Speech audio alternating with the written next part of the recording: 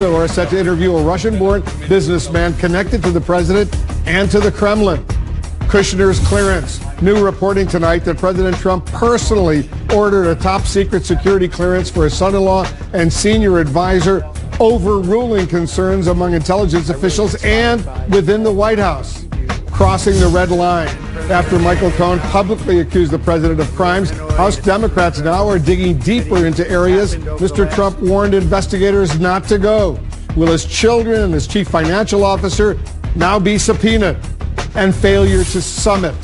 President Trump is heading home from Vietnam with nothing to show from his meeting with Kim Jong-un. Did Mr. Trump underestimate Kim and overestimate his own ability to strike a denuclearization deal? We want to welcome our viewers in the United States and around the world. I'm Wolf Blitzer. You're in the Situation Room.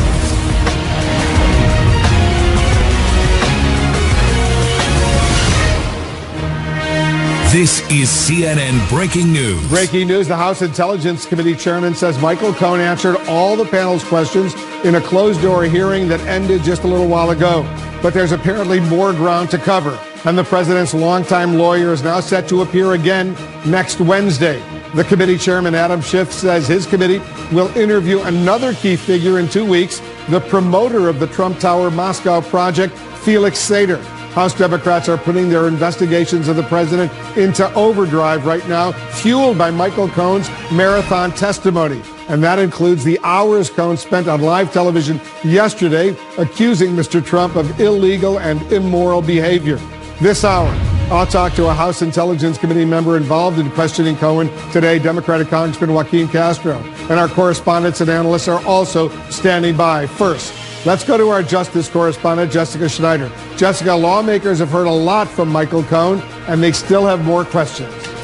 They do have more questions, Wolf, and that's exactly why Michael Cohen will be back here on Capitol Hill to answer more questions on Wednesday. He divulged plenty of details, but it was all behind closed doors in a secure room for 7.5 hours today. The chairman, Adam Schiff, said that Cohen was fully cooperative and answered all the questions. But Schiff, as well as other committee leaders, they say that there is still a lot more to uncover. Michael Cohen is not going away anytime soon. After spending all day behind closed doors with the House Intelligence Committee, tonight he says he'll be back to testify again. He'll be returning on March 6th for additional testimony. The committee's chairman says Cohen has more to share. He was able to shed light on a lot of issues that are very core to our investigation, and we were able to drill down in great detail. None of the questions we had for him went unanswered. The committee is working to uncover more about Cohen's claim that Donald Trump Jr. told his father about the meeting with the Russians at Trump Tower before it happened in June 2016. And his allegation Roger Stone informed the president that WikiLeaks was about to expose emails from the Clinton campaign and the DNC. This after an explosive open session Wednesday with House oversight. He is a con man, and he is a cheat.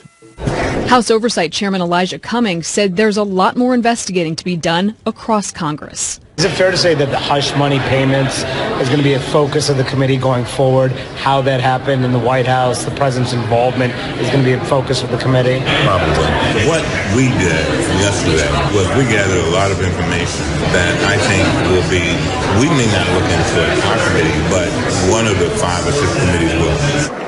Cummings says the committee will focus on hush money payments Cohen says he made to porn star Stormy Daniels to keep her quiet about an alleged affair with Trump years before. Cohen showed lawmakers 2 reimbursement checks. One he said was signed by the president, and the other he said was signed by both Alan Weisselberg and Donald Trump Jr. And do you know if this criminal financial scheme that the president, Alan Weisselberg, and Donald Trump Jr. are involved in is being investigated by the Southern District of New York? I'd rather not discuss that question because it could be part of an investigation that's currently ongoing. Alan Weisselberg is the Trump Organization's CFO, and he's provided testimony to federal prosecutors in Manhattan in exchange for limited immunity.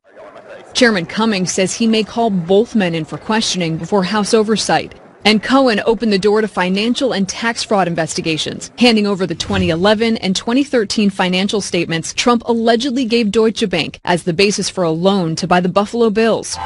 Cohen suggested Trump inflated his worth for this loan and in other instances when it suited his interests. Did the president ever provide inflated assets to an insurance company? Yes. Do you think we need to review his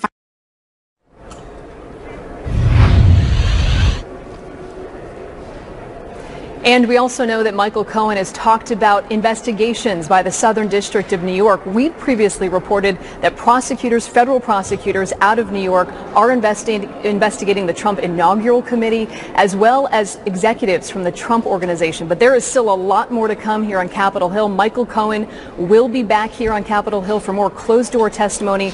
That will happen on Wednesday. And now we know that on March 14th, we'll hear in public from Felix Sater. He's the Russian businessman who played a big part in those talks all surrounding Trump Tower Moscow. Wolf? All right, Jessica, thank you. Jessica Schneider on Capitol Hill. Let's talk more about all this. Our crime and justice reporter, Shimon Prokopez, is joining us. Shimon, what should we make of the fact that Cohen is coming back again next week? They wanted to answer, obviously, more questions. Yeah, look, I think it's been a long day, and certainly it sounds like they want more documents from Michael Cohen, and so they're asking him to go back, go through these documents, bring documents back to them. I think Michael Cohen is being asked about a lot of things that we probably don't even know about yet, outside of what we heard of yesterday. But more importantly, this committee is obviously focused on Russian interference. There's also this Ukrainian peace plan that we've heard a lot about that Michael Cohen may have been involved in.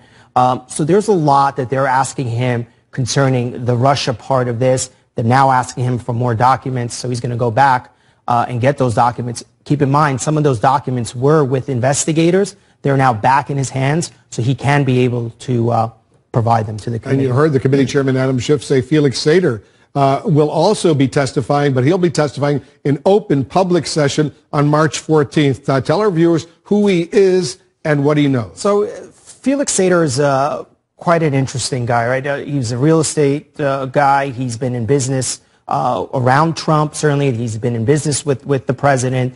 What's significant about Felix Sater is he was a long-time FBI cooperator on other matters. An informant. An informant. He provided them a lot of information. He's worked with the FBI for many years. He's been before Mueller. There have been questions about, obviously, he is central in the Moscow project as well. It was he and Michael Cohen who were involved in that. He's the guy that promised to say, oh, let's offer Putin a penthouse in the Moscow Trump Tower as a marketing ploy. They were going to offer this penthouse to the Russian president. So he has a lot of information. The other thing is, keep in mind, is that the president, Trump, has tried to distance himself from Felix Sater. But there's video of them together. There's all sorts of photos. So it's going to be interesting, I think, to see how Felix Sater addresses his relationship with the president. And again, we're going to probably see essentially lies by the president come out about his relationship with Felix Sater. Felix Sater has also been in to see Mueller. We don't know a lot about what he was questioned about, but he is a central figure in a lot of this. He has ties to Russians, and he's been around this, really, the real estate world for quite some time. And he had an office in Trump Tower in New York City on the same floor that Donald Trump's office was on. That was, I mean, there's a lot that Felix Sater brings to the table in terms of the history here with the Russians, the business history, the history of a Ukrainian peace plan. There are a lot of parts of this investigation that Felix Sater may be able to answer. And the fact that he's doing it openly, I think, is going to create problems for the president. It's going to be another, I'm sure, explosive hearing that we'll watch on March 14th. Based on what we heard publicly from Michael Cohen yesterday, I assume that these committees and maybe federal prosecutors, whether in New York or elsewhere, are investigating new threads. They are. And I suspect federal prosecutors, especially the ones in New York, knew what Michael Cohen was going to talk about. There are all sorts of indications that they approved what he testified to. And one of the most significant clues is the stuff that Michael Cohen was not allowed to talk about. The phone calls, communications with perhaps the president, with Donald Trump, 2 months after the raid of his home. He said, when a member of the committee asked him, when was the last time you communicated with Trump or someone else connected, an agent of Trump? He said, I can't answer that because that is under investigation. That is significant. Perhaps it could indicate that there's an obstruction probe out of the Southern District of New York. We don't know specifically. It was that, and there was the other thing that they were asking questions. Members of the committee were asking questions about other parts of Donald Trump's business, perhaps maybe insurance fraud of some kind. These were questions that he said he could not answer because of the Southern District of New York's investigation. So clearly, they have a lot still going on there in New York. See what happens with Robert Mueller's report. We anticipate that could be emerging fairly soon as well. All right, Shimon, thank you very much. This hour, President Trump is heading home from Vietnam with a 1-2 punch in the gut. In addition to being publicly accused of crimes by his formerly loyal fixer, Mr. Trump failed to strike a denuclearization deal with his new pal, the dictator Kim Jong-un. Let's go to our chief White House correspondent, Jim Acosta. He's covered the Trump-Kim summit for us in Hanoi. Jim, it ended rather abruptly and rather unsuccessfully. It certainly did, Wolf. President Trump could not find a deal with Kim Jong-un, but the president did figure out a way to dodge questions about the bombshell testimony coming from his former personal attorney, Michael Cohen. Still, here in Vietnam, we witnessed another episode of the president showing deference to a dictator. Speaking to U.S. troops on the way home from Vietnam, President Trump barely mentioned his second summit with Kim Jong-un that ended abruptly without a deal. As you know, I'm on my way back from Vietnam. While the president is learning the sequel is rarely as good as the original, there is more drama awaiting him back in Washington, as Mr. Trump still faces critical questions about his former personal attorney, Michael Cohen. I think having a fake hearing like that and having it in the middle of this very important summit is really a terrible thing. They could have made it 2 days later or next week. Responding to Cohen's scathing testimony on Capitol Hill. And I am not protecting Mr. Trump anymore. The president cherry-picked from his former fixer's comments, accusing him of lying, except for the part about colluding with the Russians. He lied a lot, but it was very interesting because he didn't lie about one thing. He said no collusion with the Russian hoax. And I said, I wonder why he didn't just lie about that too. Incredibly, during an hour-long news conference in Hanoi, the president was only asked one question about Cohen's testimony. That's because the president largely avoided the White House press corps and instead randomly fielded questions from reporters he had never seen before, including several representatives from Chinese and Russian state media. Where are you from? Russia, Sputnik News Agency. As well as a few favorites from back home. What are you doing here, Sean Hannity? Should we let him do a question? The president did reveal why his talks suddenly broke down with Kim Jong-un as the summit ended without any concessions from the North Korean dictator. They wanted the sanctions lifted in their entirety, and we couldn't do that. They were willing to denuke a large portion of the areas that we wanted, but we couldn't give up all of the sanctions for that. So we continue to work, and we'll see, but we had to walk away from that particular suggestion.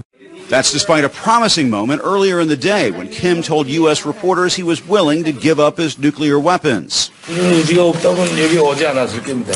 I'm not willing to do that, I won't be here right now. North Korea's foreign minister seemed puzzled by the failure to find an agreement, insisting they were willing to deal. But perhaps the most stunning moment in Vietnam came when the president provided cover for the dictator, when he accepted Kim's denial that he had anything to do with the death of American Otto Warmbier, the college student who died after being held in captivity in North Korea. He felt badly about it. I did speak to him. He felt very badly. He knew the case very well, but he knew it later. But he tells me that he didn't know about it, and I will take him at his word. It was another example of the president siding with dictators and autocrats, as he did with Russian President Vladimir Putin over interference in the 2016 election, and as he did with the Saudis over the death of journalist Jamal Khashoggi. But as the president left the news conference, he could hear the questions he avoided, a reminder of the potential new crisis he will have to face once he lands back in Washington.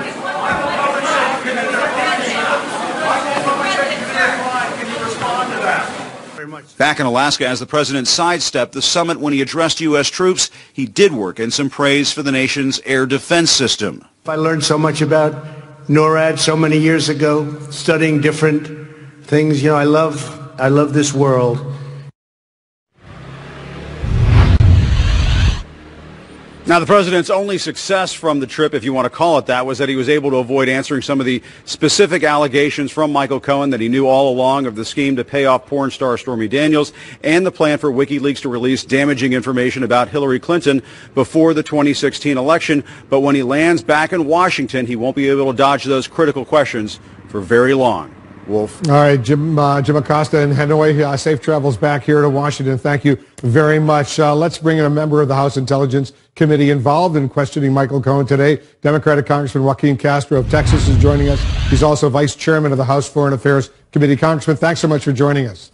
No, thank you for having me, Wolf. I asked your colleague, Congressman Eric Swalwell, if you guys learned anything new from Michael Cohen today, and he said that would be an understatement. How would you characterize his testimony that he delivered today behind closed doors? No, I agree with Eric. That's right. We learned a lot of new things, and it gave me a sense of just how big a hole legally President Trump and his family could be in. Not just from the special counsel, but also from the Southern District of New York and the investigations that they've undertaken. Which is a bigger threat? In the long run, I mean, it's hard to say because, of course, the special counsel has conducted their own investigation. They've been pretty tight-lipped about it. But that Southern District of New York, the investigations there are very real and could outlast, I think, the special counsel's work. Yeah, the special counsel seems to be wrapping up, but in New York, the U.S. Attorney for the Southern District of New York seems to be only just beginning. Right. Can you share some details on what you learned, some of the new information you learned? I know there's sensitive information, but just give us some subjects that maybe you guys are going to pursue.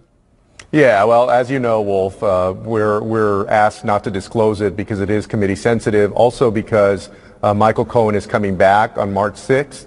To finish up his testimony.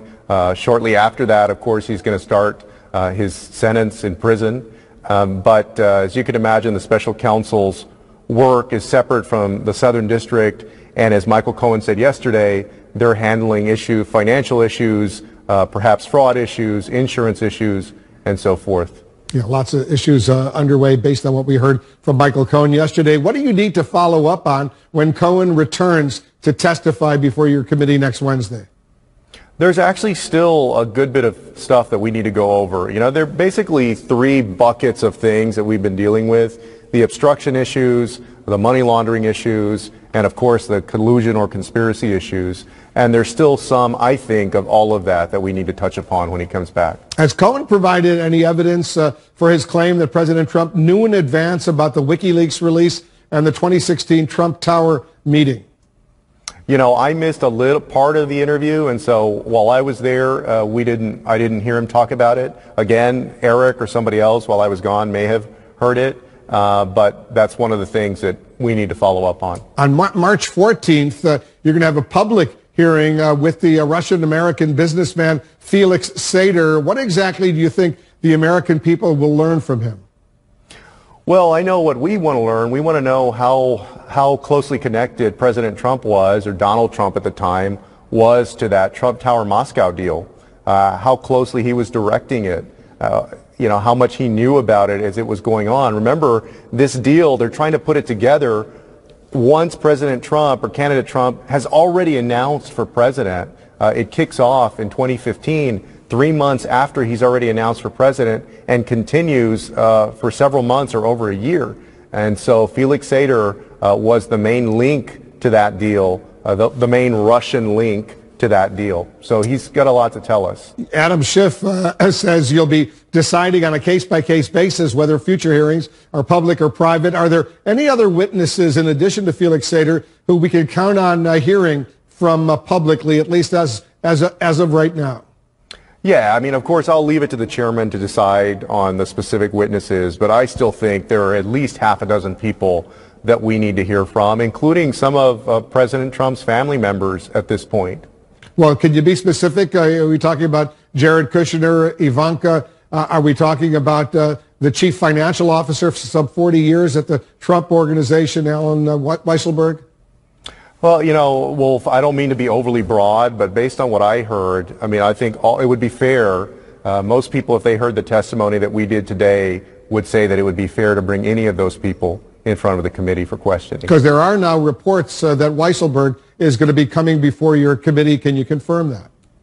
I can't. I'll leave that to Adam to follow up with you on.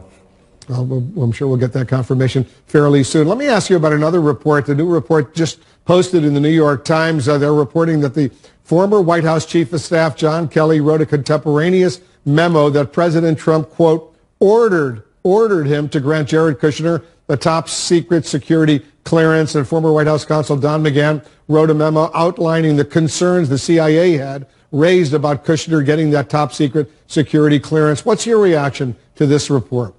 That is very disturbing. And there's a reason that clearances are held or not given. And so the president to just ignore all of that information, ignore the intelligence agencies, and go ahead and grant a clearance to somebody who could possibly have leverage against them by a foreign government or other issues is a serious matter, and Congress should take that up and should review it. We're going to have more on this story coming up later. Congressman Joaquin Castro, thanks as usual for joining us. Thank you. We're going to have a lot more on all the breaking news, and there's plenty of it right after this.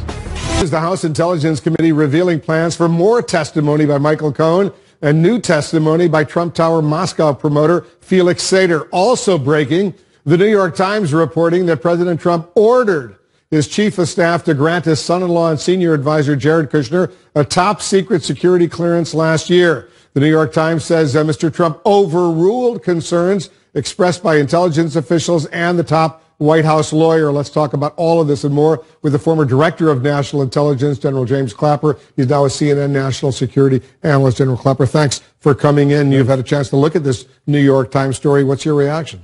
Well, it is, as they say in the security business, not a practice dangerous to security to do that when there is the potential for leverage to be exerted by a foreign power or a foreign adversary. That is a dangerous practice. Well, and it sets a very bad example. You worked in the U.S. intelligence community for decades.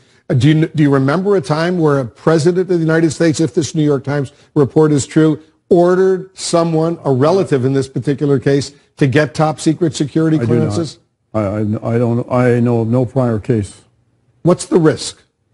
Well, the risk is if there is concern about foreign entanglements where a foreign power, perhaps in this case China, could exert leverage because of financial entanglements and then influence or gain access, that's, again, a risky practice, and it does set a terrible example for the rest of the security community. We did get a statement from Peter Merjanian, spokesman for Abby Lowell, who's the personal attorney of Jared Kushner. I'll read it. In 2018, White House and security clearance officials affirmed that Mr. Kushner's security clearance was handled in the regular process with no pressure from anyone. That was conveyed to the media at the time, and news stories, if accurate, do not change what was affirmed at the time. You want to respond to that? Well, there's a conflict there, it seems to me, from between that statement and what the New York Times is reporting. Yeah, well, let's see what's going on. If the New York Times report is accurate, and they say they have 4 people involved who gave them this information, you're sitting here next to me. The President of the United States, if it's true, personally ordered the top secret security clearance for his son-in-law, Jared Kushner. But we remember all those threats he was making against you and others to remove, to lose your own top secret security clearances. What, if anything, has ever happened on that? As far as I know, nothing. Do you still have top secret security clearances? As far as I know. But have you used those? Have you asked anyone to gather that kind of sensitive information? And no. No. So you wouldn't know if it would be denied to you, since there hasn't been a need for you to get it. I'm sure they would tell me, and I do something about my badge or informing me what my obligations are by virtue of being debriefed, and I've never gone through that. So if your security clearances were revoked, they would have to tell you that? Well, I would hope so. But nobody has said anything to you. Let's talk about Michael Cohen's testimony. Cohen said he had no evidence to back up his claims that the president was given advance knowledge of WikiLeaks email and the June 2016 Trump Tower meeting with the Russians on the question of collusion. Do you think Cohen's testimony was valuable? I actually thought he was credible and compelling, and the reason is that why on earth would he have any incentive to lie under oath again and thereby risk extending his prison term? So to me, he had every incentive to be truthful. Yeah. So I take it at face value what he said. Now, the fact he doesn't have any other He doesn't possess any other documentary or electronic proof of the phone call. There are other ways to determine whether that actually happened or not. So presumably federal prosecutors, whether it's special counsel or the Southern District of New York, they have access to all sorts of information that he might not even have information. Well, exactly, like access to phone company records, for example. Did the president do the right thing in Hanoi, Vietnam, when he abruptly left? There was no agreement with Kim Jong-un. You've been involved in U.S.-North Korea relations for many years. Actually, to his credit, I think he did do the right thing.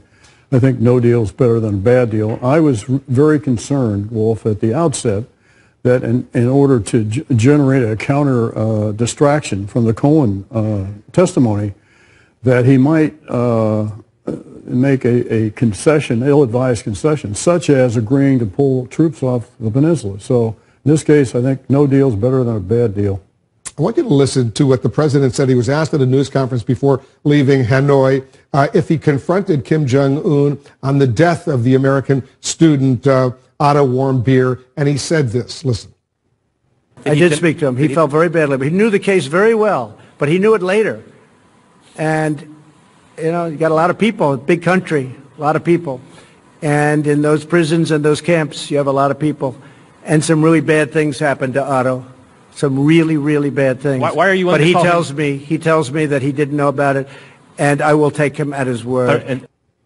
I will take him at his word. What's your reaction to that? Well, this is unfortunately a pattern that seems to have emerged with President Trump in accepting the word of autocrats like Kim Jong-un. And I thought, first of all, whenever the North Koreans have U.S. hostages, it's only 2 or 3 at a time. That's about the most they've ever had. They're well aware of their status. And and Kim Jong-un knew exactly what was going on with Otto Warmbier. And the other thing that really bothered me about this is a terribly insensitive thing to say for the parents to hear. The parents of Otto Warmbier. And, exactly. You know, obviously very, very sad. He was a young, 22-year-old University of Virginia student who happened to be sightseeing for stealing a poster in North Korea. Yeah, stealing a poster, spent a year, and comes home and he's dead. All right, thanks very much. Thanks, Wolf. James Clapper, the former Director of National Intelligence for the United States. Just ahead, Michael Cohen is giving Democrats a blueprint for building a case against President Trump, but will he drop any new bombshells when he returns to Capitol Hill next week? And what will House investigators get out of Felix Sater? This is the story of Saudi Arabia, Kingdom of Secrets, Sunday at 8. The breaking news tonight, the House Intelligence Committee not done with President Trump's former personal lawyer, Michael Cohen. After a full day of testimony, Cohen said he'll be back before the panel next Wednesday. And Chairman Adam Schiff announced the committee will also be bringing in the Russian-born American businessman Felix Sater, who worked on the Trump Tower Moscow project. Lots to discuss with our experts and analysts. And Gloria, what does it say to you that they want more questions to Michael Cohen next week? Well, I think that, and we heard Adam Schiff earlier, that they felt that he was very cooperative. And, you know, during these hearings, they can ask questions for half an hour each. It's not the 5-minute rule that you get in a public hearing. And so I think they didn't finish. And I think there's a lot more they want to hear from him. It's very clear from watching the chairman that they believe that his testimony was credible and that they need to hear more and to pursue more leads. And I think one of the things that came out of this was this public interview with Felix Sater, who, of course, was very involved in communicating with Michael Cohen about the Trump Tower Moscow project. Yeah, Felix Sater, Phil, will be testifying on March 14th in open session. He was intimately involved with Michael Cohen in developing this potential Moscow Trump Tower project. Hundreds of millions of dollars were at stake. How important will his testimony be? And by the way, we have been told he was not subpoenaed. He volunteered to come and testify before the committee. Let's make sure we understand two different questions. The question of Russian collusion and the question of dirty money. If Adam Schiff thinks he's going to do better than the special counsel on determining whether there was collusion from the Russians, good luck. He's barking up the wrong tree. He's going to fail. If you look at the hearing yesterday, and if you look at the hearings that will follow, the question I'd ask is, forget about collusion. That's the Mueller lane. Are we going to find information that suggests that Trump people were involved in dirty money related, for example, to Russian real estate deals. That's what I'd be looking at. I would not be asking about Russian collusion. Michael Cohen, when he appeared today behind closed doors, Laura, before the House Intelligence Committee, he's going to come back next week. They asked him to bring documents. He says he will be bringing documents, according to Adam Schiff. So what does that say to you about a potential roadmap that he has provided congressional investigators? Well, yesterday we talked to, for example, Alexandria Ocasio-Cortez. He gave a roadmap and a witness list for people to come back to that committee as really a jumping off point to say, here are the people you need to know, here is where you can find the information, and invited them really to actually do it. Now the intelligence portion of the House is saying, look, he was cooperative. He answered all of our questions, which is much to chagrin, I'm sure, of yesterday's public testimony. He didn't answer the questions you really wanted to know, like what's this SDNY hearing about, what other documents beside the $35,000 check and the multiple installments, et cetera. What actually do you know? Now you have the idea of, why would Mueller be so interested in Michael Cohen? Why is SDNY? Not taking his word for it, he has receipts. If he wants to provide them, this is the forum to do it. And I have to say, Phil, I disagree a little bit on the notion of the idea of collusion not being able to be found in this public forum, trying to have their parallel legislative investigation go on. And now you have somebody with direct ties to the Kremlin, a part of the Trump Tower Moscow meeting, when Michael Cohen has said that the president carried on talks from January to, what was it, May or later in the year of 2016 as a presumptive RNC nominee. Now somebody can connect the dots about the influence and what Putin was. So this may be a matter of impatience, and Congress is finally saying, we've had enough. Someone wants to come, we're going to talk to you. How significant, David, would the Trump Organization Chief Financial Officer, Alan Weisselberg, how significant would his testimony be, assuming he's going to be called and everybody is agreeing that he's going to be called to testify as well? Very significant. He came up more than once during Michael Cohen's testimony yesterday in the open hearing. All of the reporting on Weisselberg is that he knew about all the financial dealings of the Trump Organization. So whether or not he testifies in open hearing, what the special counsel's investigation can find out from him, what the congressional committees can find out from him, can tie some of the stuff together about what money was going between President Trump and people working for him,